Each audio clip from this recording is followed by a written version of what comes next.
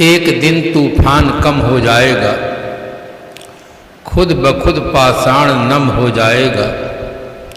स्वर्ग चूमेगा धरा के बढ़ चरण, आदमी जब आदमी बन जाएगा।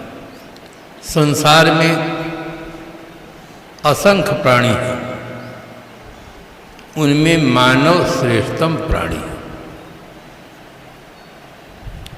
इसलिए जिन्हें मानव जीवन मिला है, सचमुच वो बहुत सौभाग्यशाली है। जीवन में भक्ति, ज्ञान और कर्म तीनों की महती आवश्यकता है। भक्ति भाव से होती है और वो हृदय प्रधान है। हृदय से हम सद्गुरु संतों की भक्ति करें, मस्तिष्क से ज्ञान प्राप्त करें और इंद्रियों से पवित्र कर्म करें। यदि हमारे जीवन में ये तीनों आ जाते हैं तो हमारा जीवन सत्यम शिवम सुंदरम हो जाता है। भक्ति की महिमा में संत सम्राट सूर कबीर साहब ने अपने मौलिक कृत बीजक में कहा, अरब खरब लय द्रव्य है, उदय अस्त लो राज, भक्ति महात्म ना तुले, ई सब कौने काज।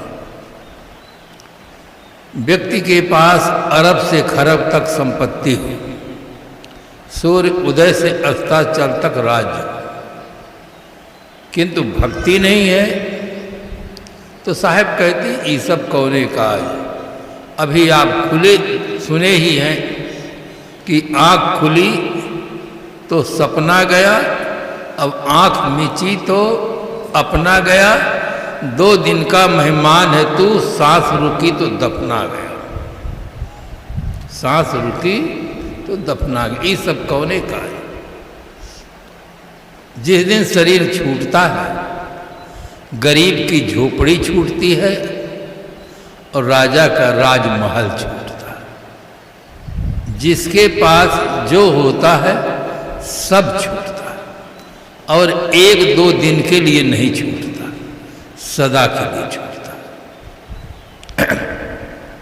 जो भक्ति करते हैं उन्हें सद्बोध मिलता है, जीवन सुंदर जीने का सौभाग्य प्राप्त होता है, अच्छे संस्कार बनते हैं, सद्गति होती है, तो उनका लोक और परलोक दोनों सुंदर बनता है। लोक में सुयश होता है कि बहुत अच्छे भक्त हैं, बहुत बड़े दानी हैं, बहुत बड़े धर्मात्मा हैं, बहुत अच्छे आदमी हैं। लोक में सुयश होता है और सत्कर्मों के संस्कार अच्छे बनते हैं और उन अच्छे संस्कारों से सद्गति भी होती है। और जो व्यक्ति धन के मद में गलत कदम उठा लेते हैं, दूसरों को सताते हैं, दुख देते हैं, गलत सोचते हैं, गलत खाते हैं, गलत पीते हैं, तो उनका लोक भी बिगड़ता है, परलोक भी बिगड़ जाता है। इसलिए साहब भक्ति के समक्ष उसकी तुलना में कहते ये सब कौने का है। भक्ति शब्द संस्कृत में भज सेवायाम धातु से बनता है, जिसका अर्थ होता है सेवा करना, इष्ट के प्रति, आराध्य के प्रति भावपूर्वक सेवा करना, इसका नाम भक्ति। भक्ति के क्षेत्र में विविधता है। तभी तो आप देखते हैं कोई मंदिर में जाकर भक्ति करता है, कोई मस्जिद में जाकर करता है, कोई गिरजाघर में जाकर करता है, कोई गुरुद्वारा में जाकर करता है। अपने अपने इष्ट को नमन करें सब, अपने अपने आराध्य देवों की सभी लोग उपासना करते हैं, भक्ति करते हैं। किंतु साहब ने इंकलाबी स्वर में कहा, भक्ति न जाने भक्त कहावै, तज अमृत विष कैलिन सारा। भक्ति के वास्तविक स्वरूप को नहीं जानते हैं और भक्त कहलाते हैं।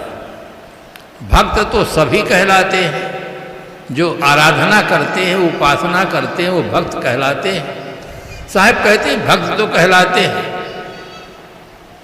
भक्ति के वास्तविक स्वरूप का उन्हें बोध नहीं, सही ढंग से वो भक्ति नहीं करते हैं, इसीलिए उनके जीवन में सुधार नहीं होता। भक्ति तो करते हैं, मंदिर में जाकर के 9 प्रकार की भक्ति होती है। श्रवणम, कीर्तनम, स्मरणम, पाद सेवनम, अर्चनम, वंदनम, दास्यम, सख्यम, आत्मनिवेदनम, 9 प्रकार की भक्ति होती है। और 9धा भक्ति का वर्णन महाराज गोस्वामी जी ने भी किया है। तो उपासना तो लोग करते हैं 9 प्रकार से, किंतु सही ढंग से नहीं होता। आप कहे सही ढंग से क्या है? सही ढंग न होने से जीवन में क्रांति नहीं होती, परिवर्तन नहीं होता, सुधार नहीं होता। एक उदाहरण दूं जिससे बात आसानी से समझ में आ जाए।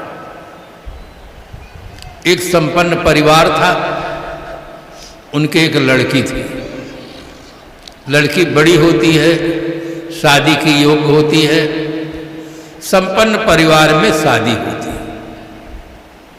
जैसे लड़की ससुराल में जाती है, ये हमारे यहाँ भारत का नियम है और कई देशों का, कहीं कहीं ऐसा भी नियम है कि लड़का जाकर ससुराल में रहता है। हमारे यहाँ लड़की जाकर ससुराल में रहती है। देश काल अनुसार सब नियम बनते हैं।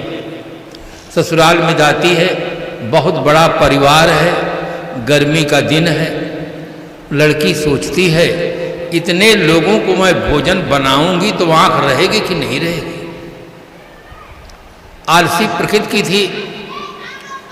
पति को प्रथम मिलन में, प्रथम दिन ही में टैट करती है, देखो शादी आपके साथ हुई है, मैं केवल आपके लिए भोजन बनाऊंगी और लोगों के लिए नहीं।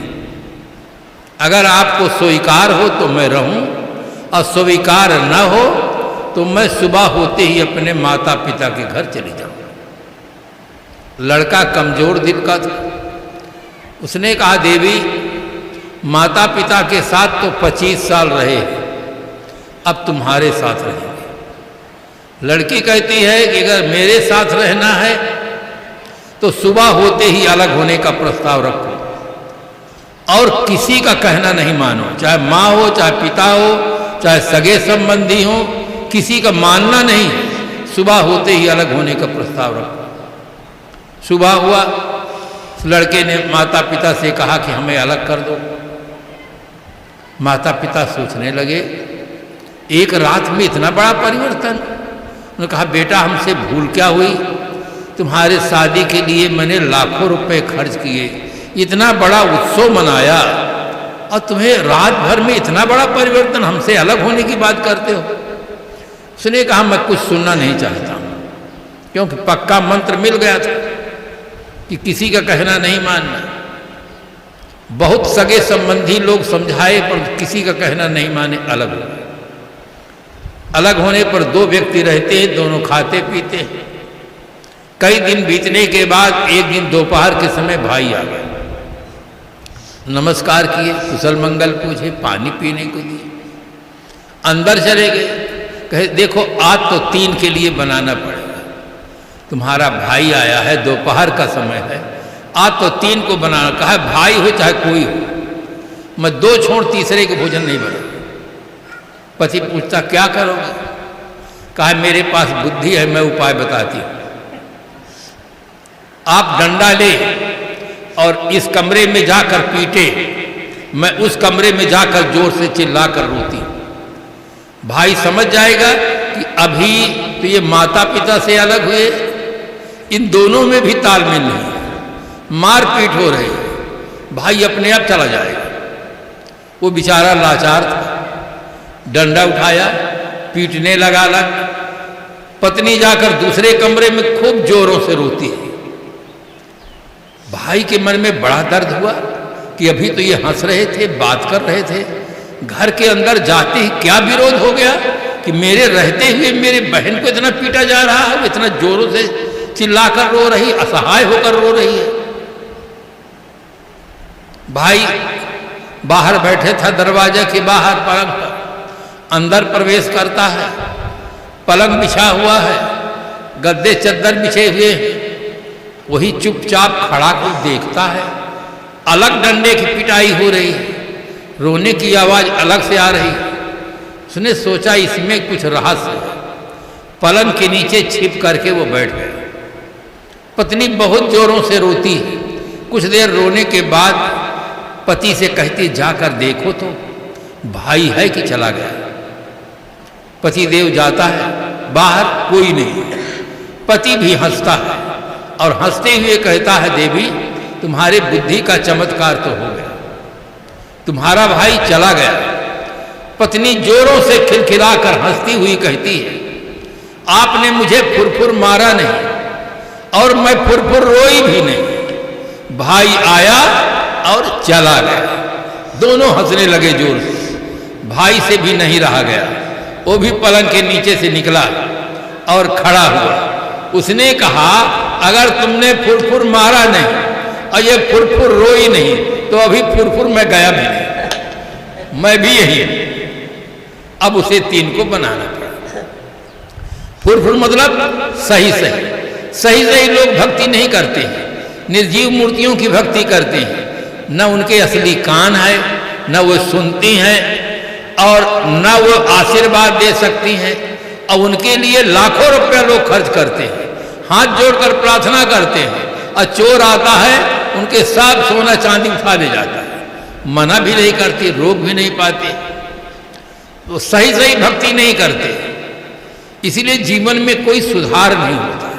आकाश में मान करके ईश्वर है, हाथ करके ऐसे चिल्लाते हैं, ऐसे प्रार्थना करते हैं, वहां कोई है ही नहीं। इसलिए जीवन में कोई परिवर्तन नहीं होता, कोई सुधार नहीं होता। कहते हैं कि ईश्वर परम दयालु है, कृपालु है, ऐसा है, राम वाला है, और खुद तमाम तरह की हिंसा करके, प्राणियों को वध करके पेट को कब्रिस्तान बना रहे हैं। जीवन में परिवर्तन नहीं होता, सुधार नहीं होता। उसका मूल कारण है कि इष्ट प्रत्यक्ष नहीं। इसलिए भक्ति के क्षेत्र में सदगुरु कबीर साहब ने क्रांति की। कबीरन भक्त बिगारिया, कंकर पत्थर धोए, अंतर में विसराख के अमृत डारिन। सही ढंग से भक्ति करे, करे गुरु भक्ति, ज्ञान धन लूटे। शिक्षा के दृष्टिकोण से देखा जाए तो वर्तमान युग बौद्धिक युग माना जाता है। उपलब्धि के दृष्टिकोण से देखा जाए तो वर्तमान युग वैज्ञानिक युग माना जाता है, और शक्ति के दृष्टिकोण से देखा जाए तो वर्तमान युग आणविक युग माना जाता है। इस वैज्ञानिक, बौद्धिक और आणविक युग में प्रबुद्ध मानव एक प्रश्न उठा रहा है कि हम भक्ति क्यों करें, किसकी करें, भक्ति करने से क्या लाभ होता है, भक्ति नहीं करेंगे तो क्या हानि होगी। ये प्रश्न पूछ रहा है।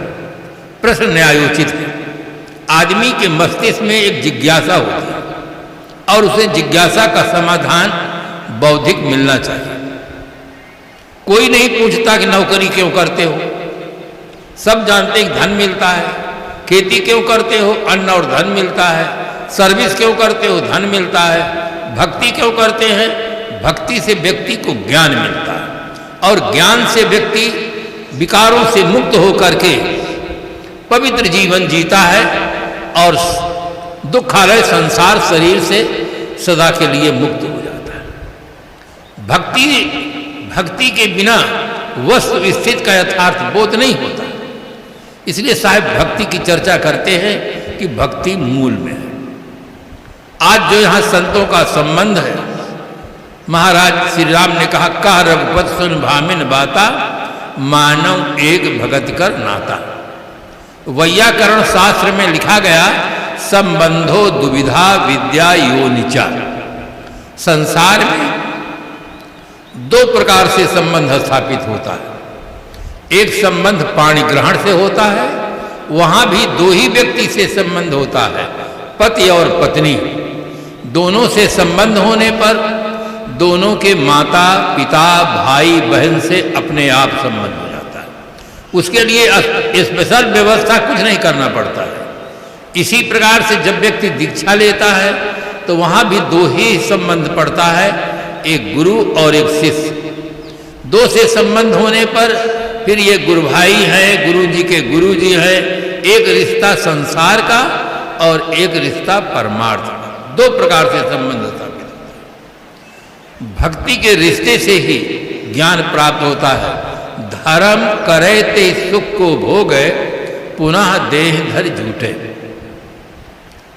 धर्म के संबंध में आज बहुत भ्रांत धारणाएं हैं। धर्म और मजहब संप्रदाय को एक लोगों ने मान लिया है, ये बहुत बड़ी भूल हुई। संप्रदाय अनेक होते हैं और धर्म एक होता है। संप्रदाय किसी देश, किसी काल, किसी महापुरुष के द्वारा बनता है और धर्म शाश्वत होता है, सनातन होता है।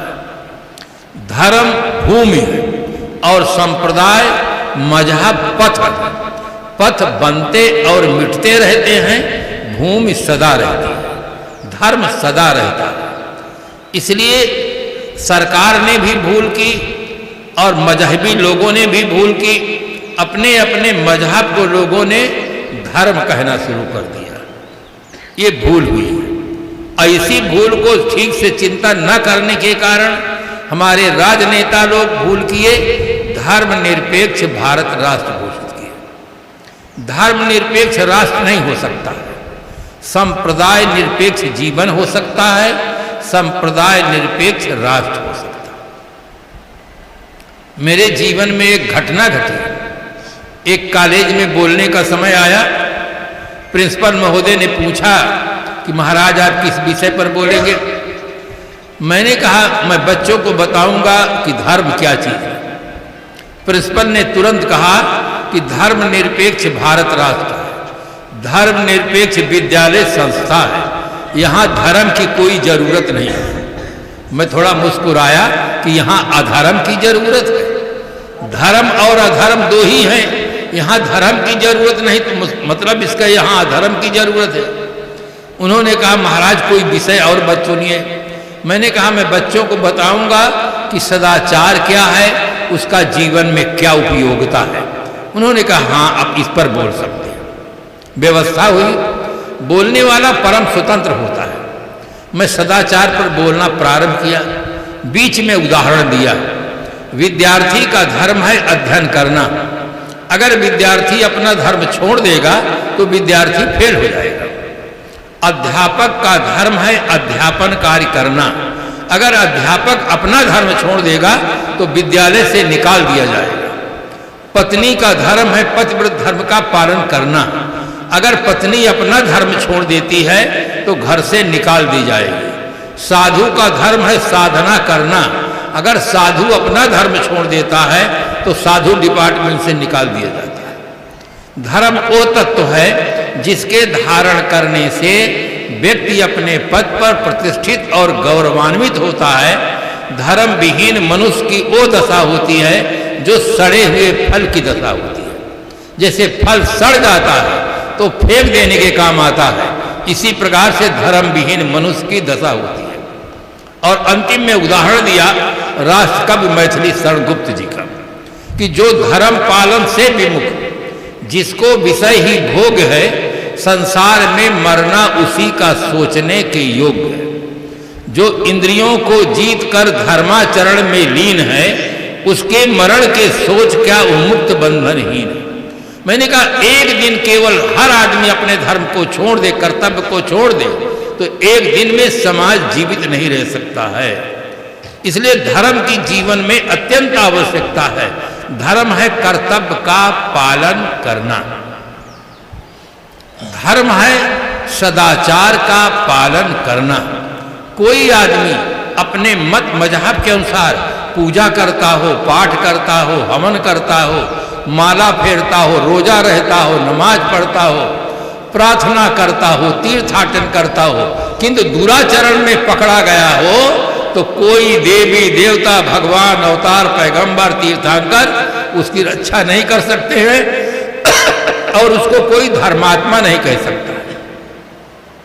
धर्म है सदाचार, ये धर्म है। मनु जी ने जहां परिभाषा लिखी धर्म की मनुस्मृति में, वहां लिखा धृति ही क्षमा दमो स्तेयम शौच मिंद्री निग्रह धीर विद्या सत्यम क्रोधो दशकम धर्म लक्षणम। धर्म के 10 लक्षण लिखे। एक भी जगह ईश्वर का नाम नहीं है, अवतार का नाम नहीं है, पूजा पाठ हवन का नाम नहीं है, किसी भेष विशेष का नाम नहीं है। जितने लक्षण लिखे हैं सब मानवता के, सदाचार के लक्षण लिखे हैं। ये प्रैक्टिकल धर्म। पहला लिखा उन्होंने धृति। धृति का सामान्य अर्थ होता है धैर्य धारण करना। जिस समय आदमी के मन में कोई विकार उत्पन्न होता है और धैर्य न धारण करे तो एक ही दिन में मारा पीटा जाएगा, जेल के अंदर बंद हो जाएगा। किसान आदमी के खेत में बीज बोया है और धैर्य न धारण करे, रोज उसे निकाल कर देखने लगे तो खेत में क्या होगा।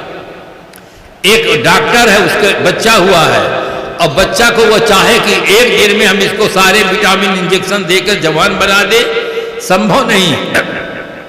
उसको धैर्य धारण करना होगा और बच्चे को अच्छे तरह से आहार देना होगा, धीरे धीरे वो बढ़ेगा। कोई बहुत बड़ा लेक्चरर हो, प्रोफेसर हो, एक साल में बच्चे को पढ़ा करके कॉलेज नहीं करा सकता है। उसको धैर्य धारण करके क्रमशः उसको चलना पड़ेगा। धृति की आवश्यकता सबको एक समान होती है। वेदव्यास जी ने इसका बहुत विशाल अर्थ कर दिया। श्रीमद् भागवत महापुराण में उन्होंने धृति का अर्थ किया जिह्वोपस्थ जयो धृति। जिह्वा और उपस्थ इन 2 इंद्रियों पर जय प्राप्त करने का नाम धृति।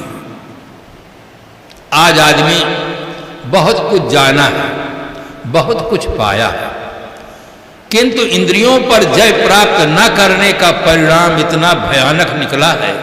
जिह्वा पर कंट्रोल नहीं कर पा रहा है, तंबाकू से लेकर हीरोइन तक का नशा सेवन कर रहा है, केवल जिह्वा के कारण से। जिह्वा पर नियंत्रण नहीं। देश का अरबों रुपया बेकार चला जा रहा है और जिह्वा पर कंट्रोल न होने से तमाम प्राणियों का जीवन खतरे में है।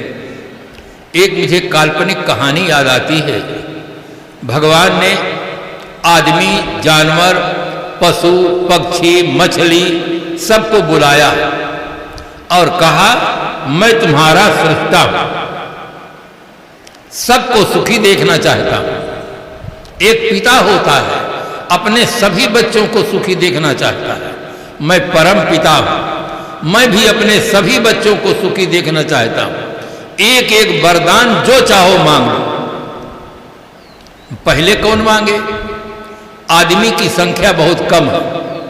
संपूर्ण विश्व में 7.5 अरब संख्या मनुष्यों की है। अगर कोई सरकार गणना कर सके तो रायपुर जिला में ही 7.5 अरब से ज्यादा मच्छर ही मिल जाएंगे। आदमियों की संख्या बहुत कम। मछलियों को बहुमत मिला। मछलियों ने कहा भगवान हमें आप सुखी देखना चाहते हैं तो केवल आदमी को अपने पास बुला ले तो हम सुखी हो सकते हैं। आदमी हमारे वंश को खत्म करने पर लगा हुआ है। हम जल में रहते हैं, तालाब में है, नदी में, समुद्र में। बुद्धि आपने आदमी को दे दिया है, इतना जाल फैला करके हमको पकड़ करके हमारे वंश को सफा करने में लगा है। अगर हमें सुखी देखना चाहते हैं तो सिर्फ आदमी को अपने पास बुला ले तो हम सुखी हो सकते। भगवान को गहरा दुख का अनुभव हुआ कि मेरी सर्वोत्तम कृति तो मनुष्य है, जिसके चलते संसार में सब कुछ विकास हो रहा है। और पहले से ही इस प्रकार से बात आ गई कि आदमी को अपने पास बुला ले तो हम सुखी हो सकते हैं। आकाश में उड़ने वाले पक्षियों से पूछा गया, उन्होंने कहा भगवान हमें आपने पंख दिया है, हम ऊपर उड़ते हैं, अब बुद्धि आदमी को दे दिया है। ये राइफल की गोली लेता है, निशाना लगा कर मार देता है और हम नीचे गिर जाते हैं, हमको पका के खा जाता है। इसके घर में कोई मर जाता है तो उस दिन भोजन नहीं पाते हैं, शमशान में लेकर जलाते हैं और हमको मार करके घर में पकाते हैं और पेट में ही धर लेते हैं। आप इसको आदमी को अपने पास बुला ले तो हम सुखी हो सकते हैं। घोड़ा और हाथी का नंबर आया, बकरा का नंबर आया। जितने प्राणी हैं सब प्राणियों की एक ही केवल मांग है कि आदमी को अपने पास बुला ले तो हम सुखी हो सकते हैं। हाथी ने कहा हमें आपने ताकत दिया है, हम अगर आदमी के ऊपर पैर रख दे तो ये तुरंत मर जाएगा, किंतु बुद्धि आपने हाथी को दे दिया है। एक लोहे का औजार लेता है, हम पर मारता है, उठ कहो तो उठना पड़ता है, बैठ कहो तो बैठना पड़ता है। हमारी पूरी जिंदगी बेकार हो गई आदमी के चलते। अगर आदमी को अपने पास बुला ले तो हम सुखी हो सकते हैं। घोड़ा ने कहा हमारे पास आपने इतनी ताकत दिया है, हम दौड़े तो आदमी हमको पकड़ ही नहीं सकता है, कि बुद्धि आपने आदमी को दे दिया है। ये हमारे मुंह में लगाम लगा कर उछल के कूद के बैठ जाता है, फिर दौड़ाता है, ना को दम है। अगर आदमी को अपने पास बुला ले तो हम सुखी हो जाए। बकरा मुर्गा ने भी यही कहा कि हमको तो ये बेकार ही समझता है कि इसकी क्या उपयोगिता है, और मनुष्य की क्या उपयोगिता, हमको तो अनुपयोगी बता करके ये पेट में अपना कब्रिस्तान बना रहा है। भगवान अगर हमें सुखी देखना चाहते हैं तो आदमी को अपने पास बुला ले। भगवान ने गहरी सांस ली और कहा आदमी को अपने पास बुलाने में मैं असमर्थ हूं। सब प्राणियों को बड़ा आश्चर्य हुआ कि सभी शास्त्र तो आपको सर्वसमर्थ कहते हैं कि परमात्मा सर्वसमर्थ है, जो चाहे वो कर सकता है, राई को पर्वत कर सकता है, पर्वत को राई कर सकता है, सब समर्थ आप, और आप खुद मुख से अपने मुख से कह रहे हैं कि मैं असमर्थ हूं। क्या रहस्य है इसमें? आप कैसे कहते कि मैं असमर्थ हूं? कहा सुनिए, ये मछलियों को सफा करने पर लगा है, बकरा मुर्गा को सफा करने में लगा है, सब प्राणियों को सफा करने में लगा है। इसको सफा करने की आदत पड़ गई है, अगर मैं अपने पास रखा तो मुझको भी सफा कर देगा, इसलिए मैं आदमी को अपने पास रखने में असमर्थ हूं। ये खराब आदमी के चलते धरती तल पर बंधुओं नरक है। खराब आदमी ही अपहरण करता है, बलात्कार करता है, भ्रष्टाचार करता है, आतंकवाद फैलाता है। जितनी समस्याएं हैं संसार में सब खराब आदमी की देन है। इसलिए सबसे बड़ी शिक्षा है कि आदमी अच्छा आदमी बने। आज इसकी बहुत आवश्यकता है, किंतु शिक्षा के क्षेत्र में भी इस तरफ ध्यान नहीं जाता। शिक्षा के क्षेत्र में आदमी पढ़कर मास्टर, डॉक्टर, वकील, इंजीनियर बन रहा है, किंतु अच्छा आदमी नहीं बन रहा। बड़े बड़े पदों को लोग सुशोभित करते हैं, किंतु न उनका खाना सही, न पीना सही, न सोचना सही, सब गलत है। गलत खाते हैं, गलत पीते, सब विटामिन उसी में चला गया, अंडा में, मछली में, मुर्गा में, कबूतर में, और तमाम प्राणियों की हत्या करता है, दुर्व्यसन करता है, पता नहीं वो क्या क्या करता है। सबसे उत्तम शिक्षा मिलनी चाहिए हमारे बच्चों को, बालिकाओं को, सबसे इतने अच्छे संस्कार मिलना चाहिए कि वो एक अच्छे नागरिक बन सके राष्ट्र के, हम एक अच्छे परिवार के सदस्य बन सके, हम एक अच्छे आदमी बनकर जीवन जीने का सौभाग्य प्राप्त करें। ये धर्म, जीवा पर नियंत्रण नहीं है। अंतिम में प्रिंसिपल महोदय खड़े हुए और कहे कि आज हमें एक नई दिशा मिली है कि धर्म का अर्थ है कर्तव्य का पालन करना, सदाचार का पालन करना। धर्म पूजा पाठ हवन में नहीं है, ये संप्रदाय जगत की देन है, और संप्रदाय ही परिवर्तन होता है, धर्म में परिवर्तन नहीं होता है। धर्म अपरिवर्तनशील है। आंख का धर्म वही रहेगा, कान का धर्म वही रहेगा, इंद्रियों का धर्म वही रहेगा, मन का धर्म वही रहेगा। आदमी संप्रदाय बदलता है, उपासना पद्धति बदलती है, वेशभूषा बदलता है, किंतु धर्म नहीं बदलता है। पहले सुख चाहता रहा, अब भी सुख चाहता है। पहले सम्मान चाहता रहा, अब भी सम्मान चाहता है। पहले स्वस्थ जीवन चाहता रहा, अब भी वही चाहता है। धर्म में परिवर्तन नहीं होता। धर्म अपरिवर्तनशील है, मजहब में परिवर्तन होता है। धर्म अलग चीज है और मजहब अलग चीज है। बुक स्टॉल में मेरी पुस्तक है, उसका नाम है जीवन सौरभ। उस पुस्तक में मैं विस्तार से लिखा हूं कि धर्म क्या चीज है और मजहब क्या चीज है, और दोनों एक नहीं है। अनेक लोगों को, सभ्य लोगों को उसको दिया गया है कि आप पढ़ें और अपने जीवन में सोचें और परिवर्तन करें। धर्म के अभाव में आज आदमी भीतर से दुखी है। धर्म है सदाचार का पालन करना, कर्तव्य कर्म का पालन करना।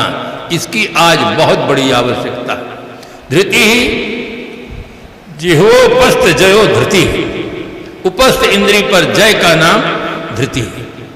आज आदमी तमाम तरह से वीरता के प्रमाण पत्र पाता है। युद्ध के विजेता को वीर कहते हैं, युद्ध के विजेता को वीर कहते हैं, और मन इंद्रियों के विजेता को महावीर कहते हैं। बहादुर वो नहीं कूदे जो सागर में हिमालय से, बहादुर वो नहीं कूदे जो सागर में हिमालय से, रूप पर जो न फिसल जाए बहादुर उसको कहते हैं। इस प्रकार से आदमी के अंदर एक सुंदर चेतना होनी चाहिए, एक जागृति होनी चाहिए। हम आदमी हैं, आदमी की तरह जीवन जिए। पशु के पास केवल नाक है, आप उनके घास में, उनके चारा में अंडा धर दें कि बैल बहुत काम करते हैं, मेहनत करते हैं, सारा विटामिन खिला दें, मछली खिला दें, वो सूंघ लेते हैं और जान लेते हैं खाने लायक नहीं है, भूखों मर सकते हैं, अंडा नहीं खा सकते, मछली नहीं खा सकते। और ये बुद्धिजीवी आदमी के पास नाक भी है, दिमाग भी है, इतना भी नहीं समझ पा रहा ये खाने लायक है कि नहीं खाने लायक, ये भी नहीं समझ पा रहा। शराब के कारण कृष्ण भगवान के लड़के आपस में लड़के कट के मर गए। आज भी शराब का बोतल चारों तरफ फैलाया जा रहा है। लोग नहीं समझ पा रहे हैं कि इससे आदमी का घोर पतन होता है। दो शराबी थे, दोनों रिश्ते में ससुर और दामाद लगते थे, क्योंकि शराबी शराबी के यहाँ ही संबंध जोड़ेगा पीने खाने के लिए। दोनों होटल में पहुंचे और छक करके शराब पी ली। शराब पीने के बाद दोनों को बोलने का मन हुआ। ससुर पूछता है, कहता है भाई जी ये बताइए मेरी लड़की ठीक है कि नहीं ठीक? उसने कहा बिल्कुल ठीक, शरीर से ठीक, दिमाग से ठीक। उसने कहा अच्छा ये बताइए मेरी लड़की को आप ध्यान रखते कि नहीं रखते? उसने कहा आपको संदेह कैसे हो गया? जैसे आपकी लड़की वैसे मेरी लड़की, मैं उसको बराबर ध्यान रखता। पिए शराब है, कुछ ठिकाना नहीं है। जो डूबे हैं गिलासों के पानी में, न उभरे हुए जिंदगानी में, लाखों मर्द को मरते देखा इस बंद बोतल के पानी में। इंकलाब होना चाहिए। सरकार चाहे जो व्यवस्था दे, अपने बच्चों को संभालिए, इनका वर्तमान अच्छा हो, भविष्य अच्छा हो, इनको समझा करके रखिए कि ये शराब से, व्यसन से बिल्कुल अलग रहे, शुद्ध जीवन जिए। आप दिन भर श्रम करते हैं, पसीना बहाते हैं, और उस धन को थोड़ी देर में जाकर दे करके, पी करके बेभान होते हैं। पैसा बर्बाद, स्वास्थ्य बर्बाद, समय बर्बाद, तीनों बर्बाद हो जाते हैं। युवा वर्ग के पास पावर है, आज युवकों को जगने की जरूरत है। कहा जाता है जो गढ़ के न रह जाए वो निशानी कैसी, जो गढ़ के न रह जाए वो निशानी कैसी, जिसको न दोहराए दुनिया वो कहानी कैसी। हौसला बुलंद, नियत साफ, मकसद ऊंचा, ये जो जवानी में नहीं तो जवानी कैसी। जिस जवान के अंदर हौसला बुलंद न हो, नियत अच्छी न हो, और इस प्रकार से ऐसे न हो, वो जवानी किसी काम की नहीं। उसका नाम है जवानी। जवानी जवानी जाने वाली है, थोड़े दिन की बात है, बाद में चली जाएगी, सब नष्ट करके चली जाती है। इसलिए आज हमारे युवा वर्ग के बंधुओं को चेतना चाहिए कि हम अपनी संपत्ति की सुरक्षा करें, अपने जीवन की सुरक्षा करें, और एक अच्छे इंसान बन करके जीवन जिए, जिससे हमारे माता पिता को गौरव हो कि हमारे बच्चे बड़े सपूत हैं। दो तरह के होते हैं, एक सपूत होते हैं, एक कपूत होते हैं। जो माता पिता की मर्यादा को आगे बढ़ा ले जाते हैं वो सपूत होते हैं, जो माता पिता की मर्यादा को बिगाड़ देते हैं वो कपूत होते हैं। हर बच्चों को सपूत बनना चाहिए, माता पिता की मर्यादा को हम और आगे बढ़ाएं। तो इस प्रकार से जीने का हमारे पास भंग होना चाहिए और इंद्रियों से हम पवित्र कर्म करें। आज इसकी बहुत आवश्यकता है। आदमी क्या जानता है, क्या मानता है, इसका बहुत बड़ा महत्व नहीं है। करता क्या है, इसका बहुत बड़ा महत्व। आदमी चाहे चारों वेदों का ज्ञाता हो, सब शास्त्रों का ज्ञाता हो, और चाहे उसके पास विपुल संपत्ति हो, उसके पास क्या है और वो क्या जानता है, उससे ज्यादा महत्व है वो करता क्या है। अगर आदमी का करना गलत होगा तो चाहे जो जानता हो, चाहे उसके पास जो हो, उसकी रक्षा नहीं कर सकता है। सबसे मूल्यवान चीज है करना। स्वामी विवेकानंद जी थे, आप लोग उनका फोटो देखे होंगे, गिरवे वस्त्र में है, पगड़ी बांधे हैं, शिकागो में घूम रहे थे। विचित्र वेशभूषा को देख करके एक महिला अपने पति की ओर संकेत करती है कि लुक एट दिस जेंटलमैन, इन महाशय को तो देखो, क्योंकि वहां कभी ऐसा व्यक्ति देखने में नहीं, वहां पैंट शर्ट टाई वाले आदमी, और यहां इस प्रकार से विचित्र वेशभूषा में देखे। अपने पति की ओर संकेत करके लुक एट दिस जेंटलमैन, इन महाशय को तो देखो। स्वामी विवेकानंद तुरंत समझ जाते हैं कि मेरे देश की जो वेशभूषा है उस पर ये व्यंग कर रहे हैं। उसने कहा, उसने इंग्लिश में उत्तर दिया, dear sister, don't be so surprise towards this dress. You see in this country these clothes make a man gentleman, but where in the country character is the main मूल। करेक्टर, वहां चरित्र ही आदमी को मनुष्य बनाता है। इस देश के पुरुषों को कपड़े सुंदर बनाते हैं, किंतु जहां से मैं आया हूं वहां चरित्र ही आदमी को महान बनाता है। इस अपूर्व बात को सुनकर के दोनों अपनी भूल स्वीकार किए और प्रणाम किए चले गए। आदमी के जीवन में जो महत्व है वो चरित्र का ही महत्व है। चरित्र आदमी का अच्छा रहता है तो देखिए, चाहे पहले पाश्चात्य समय में रहा हो, चाहे आज हो, जिनका चरित्र अच्छा है उन्हीं को हमने देवी कहा, देवता कहा, और सारी उपाधियां उन्हीं को दी गई। इसीलिए कहा गया, सतावे जो गरीबों को उसे शैतान कहते हैं, गरीबों की करे रक्षा उसे भगवान कहते हैं। हबिस की हबिस इंसान को हैवान बना देती है, हबिस की चोट इंसान को इंसान बना देती है। अगर हबिस से बचे जीवन भर तो इंसान को भगवान बना देती है। आदमी ही भगवान बनता है। बुद्ध जी को लीजिए, महावीर स्वामी को लीजिए, महाराज श्री राम को लीजिए, ये किताब के लेखकों ने कुछ अन्यथा लिखा है, किंतु वास्तव में आदमी कर्म करके महान बनता है। इसलिए आज इसकी बहुत बड़ी आवश्यकता है। हमारे जीवन में तीनों चीजों की आवश्यकता है, मातृभक्ति, पितृभक्ति, राष्ट्रभक्ति, गुरुजनों की भक्ति, संतों की भक्ति, देशभक्ति आज होना चाहिए। मैं तो कहता हूं शिक्षा के क्षेत्र में आज राष्ट्रभक्ति की बहुत बड़ी आवश्यकता है। थोड़ा सा तो कुछ बात प्रतिक्रिया होती है तो लोग गाड़ी जला देते हैं, तमाम तरह की चीजों को नुकसान कर देते हैं। शिक्षा के क्षेत्र में क्रांति चाहिए, राष्ट्रभक्ति होना चाहिए।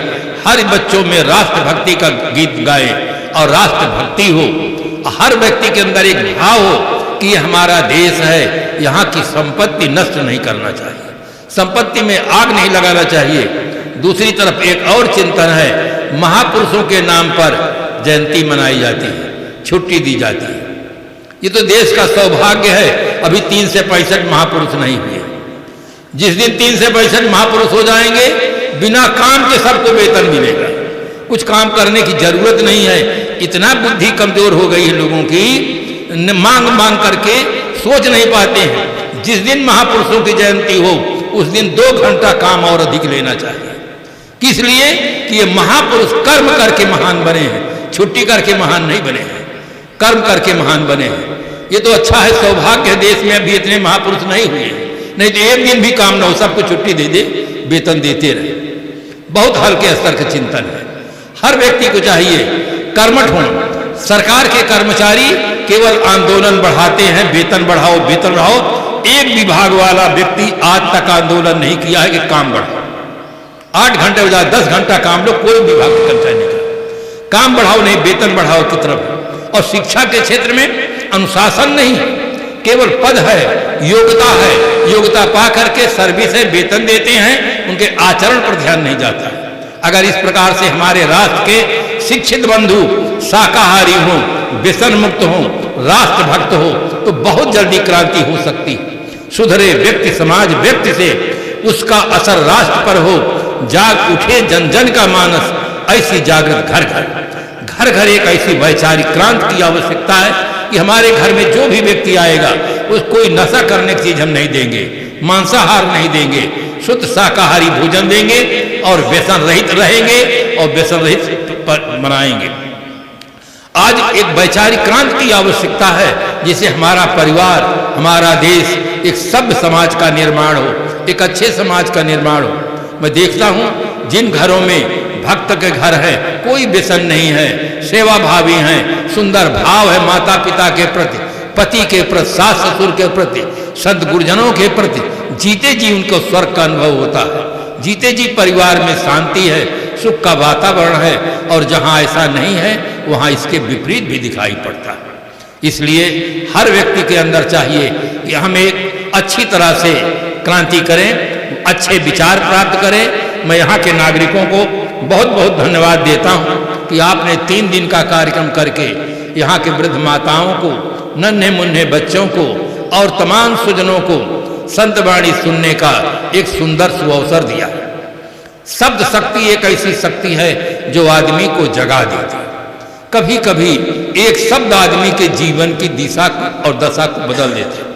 अगर रत्नावली ने गोस्वामी जी को नहीं कहा होता कि लाज न लागत आपको दौरे आयो साथ, धिग धिग ऐसे प्रेम को कहा कहूं मैं नाथ, अस्ति चरम में देहिमम तामे जैसी प्रीत, ऐसी जो रघुनाथ में होत न तो बोभीत, तो गोस्वामी जी एक महान संत नहीं बने होते और रामायण की इस प्रकार से रचना नहीं होती।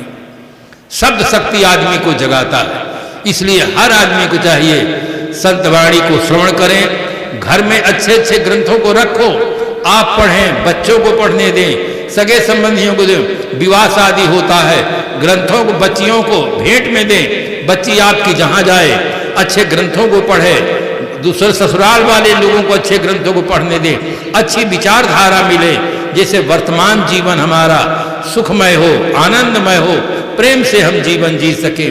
जग में जीवन श्रेष्ठ वही जो फूलों सा मुस्काता है, अपने गुण सौरभ से जग के कण कण को महकाता है। तो 3 दिनों में हमारे भजन गायकों के द्वारा बहुत सुंदर प्रेरणाप्रद आप भजन सुने। अनेक मनीषी संतों से जीवन के विविध पहलुओं पर बहुत ही महत्वपूर्ण विचार श्रवण किए हैं। उन्हें केवल सुनने तक सीमित न रखें, उस पर समझने का और जीवन में प्रयोग करें, जिससे आपका जीवन सुंदर बने, स्वस्थ बने।